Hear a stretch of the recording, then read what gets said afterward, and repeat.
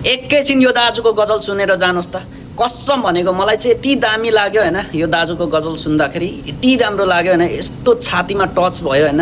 तपाईँहरूलाई कस्तो लाग्छ? यो दाजुको गजल पुरा सुनेर मात्रै जानु होला है त।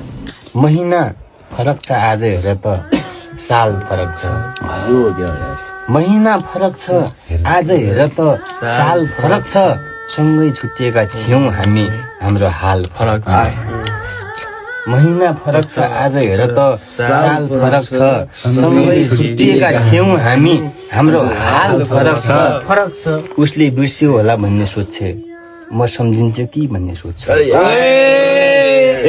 उसले बिर्स्यो होला भन्ने सोध्छे, म सम्झिन्छु कि भन्ने सोध्छु, अझै पनि उसको र मेरो ख्याल फरक छ।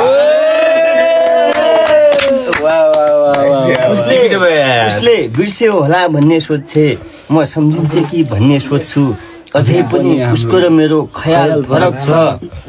ऊ घर परिवारमा रमाउँछे, म गजल लेखेर रमाउँछु। ऊ घर परिवारमा रमाउँछे, म गजल लेखेर रमाउँछु। यादहरूबाट जोगिने हाम्रो हाल फरक छ।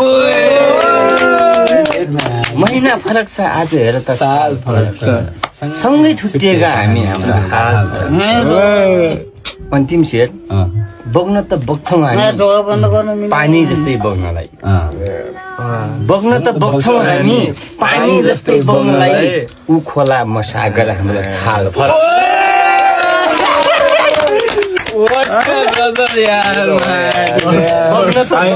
हामी पानी जस्तै बग्नलाई, ऊ खोला म सागर हाम्रो छाल।